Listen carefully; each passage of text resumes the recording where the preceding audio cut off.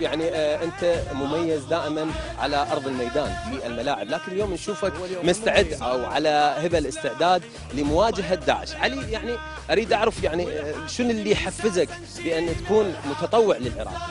حبيبي استاذ مصطفى، ما يحتاج تحفيز، لانه تعرف لما نداء العراقي يناديك لازم تلبي هذا النداء حتى لو كنت لاعب كره قدم. الحقيقه اني واهلي وكل افراد عائلتي مع ضياف الشعب العراقي كنا مع الجيش العراقي، لانه بصراحه ما يحتاج احد يقول لنا وينبهنا انه لازم نطلع نقاتل او لازم نطلع انه نواجه الموجودين الزمر الارهابيه القليله جدا، اللي انا اعتقد انه الاعلام والصحافه اللي كبروا هذا الاسم داعش وما اعرف ايش كبروه كثير، انطوه اكثر من حجمه. انا متاكد وكل ثقه بالجيش العراقي انه خلال هذا الاسبوع راح ينسحق جميع الزمر الارهابيه اللي موجوده بالعراق. ان شاء الله، املنا كبير بالقاده والعسكريين.